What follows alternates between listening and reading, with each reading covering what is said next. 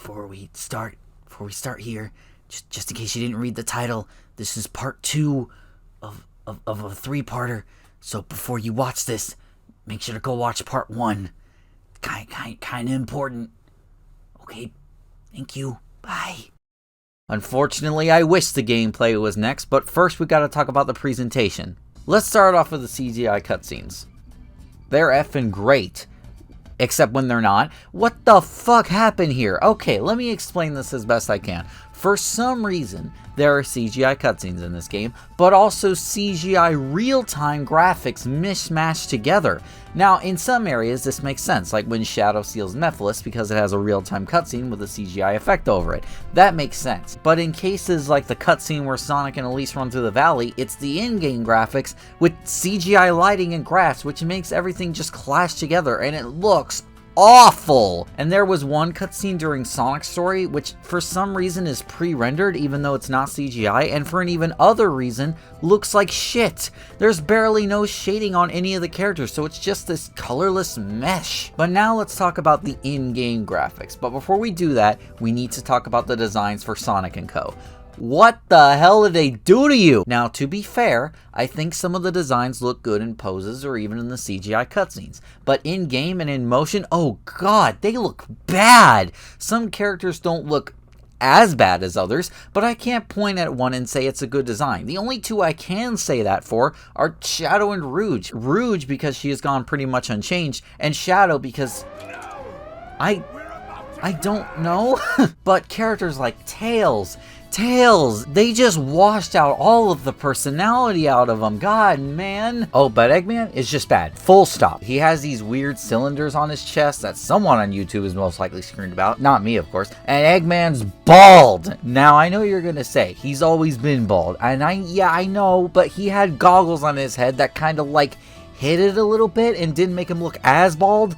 But here in Sonic 06, I think I can see the moon reflecting off that thing. And another issue, Eggman has eyes that you can see through his glasses. I don't like it. Please, turn it off. Just turn it off. Forget Mephiles. This is the darkness that haunts your nightmares. But I think the real reason why they look so bad is because of the animation. Now, I don't think this game is as bad as something like Sonic Adventure. But in terms of actually having these cutscenes emote, every other game does better than this. For Christ's sake, even Sonic Adventure 2 had better emotions for their characters. Because while the animation, body movement, everything like that is okay, the characters have this blank expression about 90% of the time, especially Tails. His childlike personality just disappeared after cutscene 2.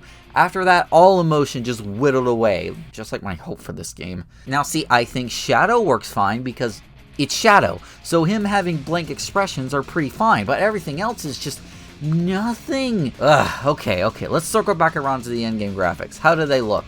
Fucking horrible, thanks for asking. Sonic just clashes with the real-life art style. It just doesn't work. And see, the CGI cutscenes look good because I think they're going for a real-life cartoon hybrid like it should be. But here in Xbox 360 land, I'm miserable. The citizens of Soliana look extremely unfinished. And look at one of Elise's officials here on the balcony. Look at her. She looks fucking horrible. I don't know what else to say, man. This presentation looks so fucking belch-worthy. And you know, there is something I could talk about. I'm kind of worried about time. I don't think I should. Fuck it. This box art sucks. Who approved of this box art? This looks like temporary box art. You know the ones they put up in stores for pre-orders until the box art is completely finalized. It's just Sonic running through Kingdom Valley with some cheap blur on it, and the Sonic render isn't even centered with the logo. What about the back? Maybe the back is better. Christ, that's just a bad Photoshop. Also, the snapshots on the back are pissing me off. Sonic and Silvers are in Crisis City and Dusty Desert, which look pretty much the same in terms of overall color, so the two don't contrast well, and then Shadows in Radical Train, which looks nothing like the other two pictures, again, making all these pictures not contrast well in the slightest, and Sonic Snapshot has robots in it when there are no robots to fight in Crisis City, just Iblis enemies. Ugh. Play as Sonic, Shadow, or no! Silver. This time, speed won't be enough. Damn it. Over 10 action-packed stages. Well, that's debatable whether or not you include the end of the world in the final story, which is just a reprise of all the previous levels, so, jury's out on that one. Battle 10 formidable bosses. There's only 9? Oh, just so close. Okay, back to Gameland. Sorry, I had to rant about that. Let's move on. Okay, presentation done. What's next? Voice acting? Oh, So the 4Kids cast returned from Shadow the Hedgehog, and their performance? It's a mixed bag. You do have some perfectly fine lines here and there, but most of the time it just depends on what's on the script, because there are times during the story where there's this forced, lazy exposition. And see, that in itself is bad, but the voice actors make it hilarious, because their line delivery is so flat and rushed, it's goddamn amazing. What is this place? It seems we've been teleported to another location. Here's a better example that had me barrel laugh on the call when I first heard it. Tails is reading a shocking revelation that Elise is going to die on Eggman's fleet. Not only will Elise die, but the destruction of all humanity will be released, causing what they see before them, the destruction of Soliana City. And now, Sonic will give his heartfelt, somber, worrisome response. If we don't return in time, Elise will die on board Eggman's battleship. Shadow is pretty consistent. Rouge sounds like she's 40, but Omega? What do they do to not only your character, but your voice? Omega was amazing in Sonic Heroes, and even Shadow the Hedgehog. He was just done with everyone's shit and wanted to annihilate everything that pissed him off. It was funny, but also made him one of the best subtle characters in the Sonic series up until this point. Time to pay, Eggman. Worthless consumer models. What a waste of energy. You will be completely eliminated. New target acquisition. Now I shall destroy you all. Believe me, it's not all gone. But what you did to Shadow in the future, that was your...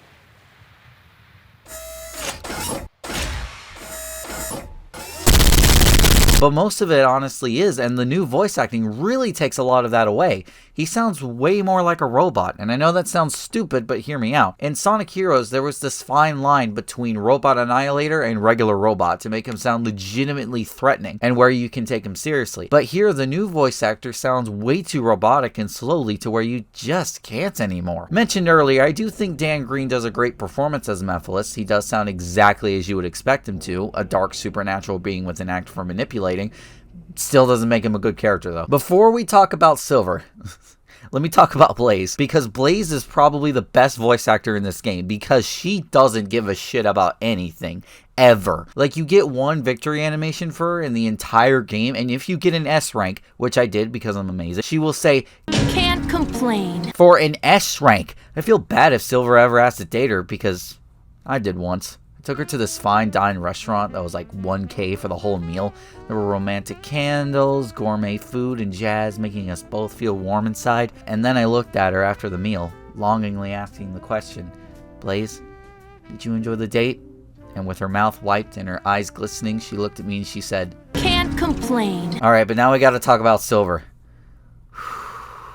I defend Silver's character, but I do not defend his voice acting. But to be fair, a handful of times his voice actor does a great job. There's lines like this. I can't! I wouldn't know what to do without you! This. This looks so beautiful. What? You mean this desert? Everything is so great here, isn't it?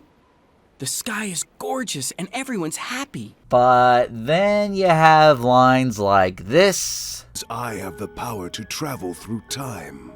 No way! This. Person to blame. I see it! And this.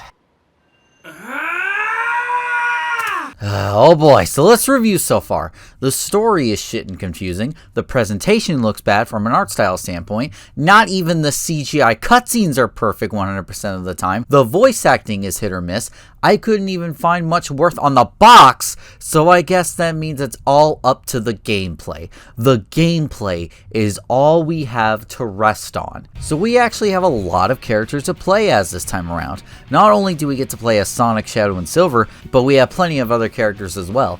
Tails, Knuckles, Rouge, Omega, Amy, and Blaze. I find it really weird how they didn't advertise that you could play as all these characters. It does in the manual, which I don't have, but just a weird thing to leave out. But anyway, I guess let's start with those side characters to start off with, then we will get into the main ones. Tails can fly as always, and he has this pitiful attack where you throw ring boxes that you can't even collect and makes things really bad in the combat department. And what I am about to say goes for every character in the game. You cannot jump on enemies in a Sonic game. Now, to be fair, I didn't use jumping on enemies very much in Sonic Adventure 1, 2, and Heroes. But when you have a character like Tails who doesn't have a good attack, well, that makes things very annoying, doesn't it? Not to mention his flying is very slippery and sensitive to where you have to fly in circles to get your bearings back, which is very disorienting. Knuckles can glide and climb up walls just like in the adventure games, though his glide is pathetic because he drops like a fucking rock. And his melee attacks? Don't. They're pretty much useless because the attacks are so stiff that it's just not worth it. Rouge is basically a clone of Knuckles, but she can throw bombs, though it's in an arc, which is pretty annoying, but she does have a better glide, which makes up for it. But both her and Knuckles have this problem, and I initially wasn't going to bring this up until the glitches part, but when they climb up walls, most of the time they do not want to jump off. They will stay stuck and hop a little while you're trying to get... Omega is really fast for some reason, but he can shoot, though there's no visual when you're using the attack, so sometimes you don't know whether you are actually shooting them or not, and it also just leaves you so unsatisfied. They could have at least had the laser from Adventure 2 to lock onto a bunch of enemies to make the visual a little bit better. Also, he has the hover ability that Tails and Gamma had in Sonic Adventure 1 and 2, but... get into more detail about that later. Then we have Blaze, who is basically Sonic, but this weird clunky homing attack. It's not bad, just awkward to use sometimes, and she also has this tornado attack, which is slightly better. Okay, well, I think that's it. I don't think there's any more side characters. Amy is the worst fucking character in this entire game. I can go ahead and say it. Amy is pathetic, and it was made by the devil to punish anyone who bought this game. She is the slowest character. She has pathetic range. I mean, you gotta get right up in an enemy's face to do any type of damage. Wait, she can turn invisible, though. Which is literally just turning the model off. Like, you know, most games that have invisible modes have like a transparency effect, but here in Sonic 06, they literally just turn the model off. Alright, now that we are done with the side characters, it's time to get into the main characters. The ones that are actually advertised on the box. Sonic, Shadow, and Silver. So let's start with Shadow then. Shadow is pretty much a slightly slower Sonic, and I gotta be honest, I know people really hated Shadow's controls in Shadow the Hedgehog, especially critics, but damn it, I wish some of it carried over because in this game he just feels so stiff and heavy by comparison. I don't feel like I'm on roller skates anymore, I just feel like I'm running, so when I see this animation and how it controls, it feels so heavy. I think Sonic Adventure 2 did his controls better justice, and he was just a clone of Sonic. He also has Chaos powers, which do not much. Okay, first off, I never really figured out how to activate his other powers. Like, apparently you can do a Chaos Blast and the sort, but the game doesn't tell you how to do it, and I never figured it out. What you can do, though, is use his Chaos Spear move, which stuns enemies, which I really only used on the bigger enemies. On smaller enemies, the homing attack worked just fine. Or, I'm sorry, the attack works just fine. Shadow can also use vehicles like Shadow the Hedgehog, and I'm happy to report they do work better here than they did there. And there's actually a purpose for them, though that does come at a catch. Since there are no guns in this game, there are weapons attached to the vehicles, like missiles and submachine guns, and they are also used to get past areas with water or quicksand. I would be mad if they didn't control well or weren't fun to use, but thankfully, they are both of those things. Now, the only issue, what is Gun making their militarized dune buggies out of? Because the vehicles have a health bar, and if it goes down, it explodes. Now see, that's a fine system, but not when you're using a dune buggy, and you land on all four wheels all intact, but your buggy takes damage anyway. There's one part in White Acropolis where you have to ramp off and land on a higher platform, and you are required to do so. There is no other way, and when you do it, you take damage for ramping off a mandatory ramp. Oy. But it's not just fall damage that gets you, no. If you hit the smallest pebble with your dune buggy, you take damage, causing your vehicle to blow up very abruptly and out of nowhere, because while you're trying to use the vehicle and have a bit of fun, you're unknowingly taking damage. So that causes me in Crisis City here to go through the stages normal, jump off this ramp, land on the ground perfectly fine, then it blows up out of nowhere, and I'm just confused. But the worst enemy of the dune buggy, the worst enemy possible that will halt and destroy your progress because you underestimate them every time. They are big in numbers, yet people ignore them. Yet they are an unstoppable force that need to be stopped. The traffic cone! Oh, but did I say all of them control well and are fun? Yeah, take that from me and punch me in the face, because the motorcycle is dog shit.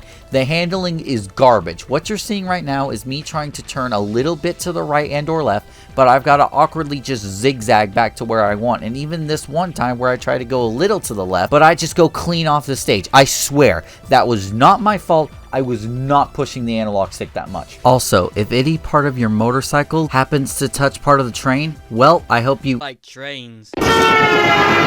What about Silver? Well, Silver has psychokinesis powers that you can use during gameplay, and it's pretty cool when it wants to be. But let's start with base control. He is slower than refrigerated maple syrup. Not as slow as Amy, let's make that clear, but pretty damn slow and annoying. Now, personally, I don't hate it. Sure, it's not objectively great, but I personally am just mad about Silver's gameplay. And granted, there is some cool things he can do with this psychokinesis, but that's if physics want to cooperate, which we'll get into later. Yes, there's more to this video.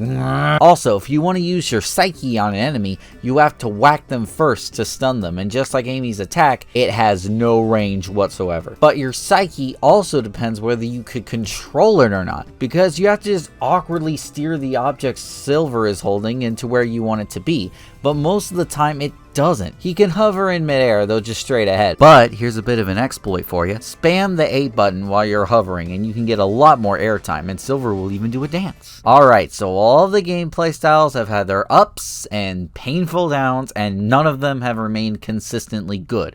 So all we have left is our blue boy Sonic over here. Maybe they put so much time into him more than the other characters, so he will play the best, right? Okay, let's take it from the top, and I want to start with basic controls, which goes for every single character, not just Sonic, so we're not pegging the blue boy just yet. Every character has the same basic controls, just more slippery or more slow. So how is the control? Well, great for most characters besides Sonic. Sonic is stiff and slippery at the same time, causing you to really lose control sometimes, and it just gets disorienting. Look at the footage right here. I guarantee the run controls exactly as it looks. What about the jump? It's floaty as heck. Now, for some characters this works fine, like Knuckles, Rouge, and Silver and Tails. But the other characters who don't have flying abilities, like the one on the front of the box, the jump is slow, floaty, and no. This is probably the worst jump for a Sonic game we have so far, and that's kinda not a good thing when this is supposed to be a platformer. Now, this is only an issue with Sonic and Shadow, because they are the only ones who can do the Lightspeed Dash, but it works only when it wants to. Now, in fairness, that was a problem in the adventure games, and especially Heroes. But there I felt I could at least figure out how it works and get it working. But here, no, you have to be pixel straight in order to get it right. And I think I eventually did, but when I first played the game, ugh, it was not pretty. Alright, now let's just get into the issues with Sonic and nobody else. The homing attack is clunky.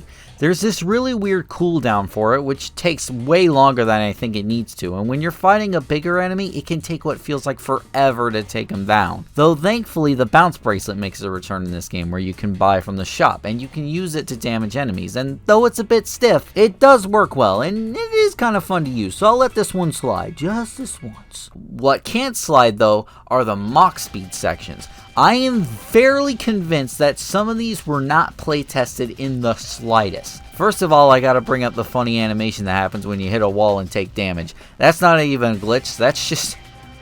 wow. But secondly, these Mach speed sections can be really bad and difficult, and the bullshit kind of difficult, by the way. In Wave Ocean, if you don't get on this loop properly, Sonic will miss the ramp and fall off the loop entirely. In Crisis City, if you happen to hold forward, you head straight for the hole in the wall and die. And in Radical Train and Kingdom Valley, you'll really hate the stiff jump. But see, okay, that's something new that they were doing. Maybe they just didn't know how to implement it. That's a doubt I will give it. So did they mess up something older that they did perfectly fine in the adventure games? Both adventure games had snowboarding segments, and they both handled great and were fun to play. In fact, one of my favorite stages in SA2's multiplayer mode is the snowboarding segment. So why here, how here, did they mess up the handling so goddamn much? I don't even know how to explain what's wrong with this. Just look at the footage. It speaks for itself.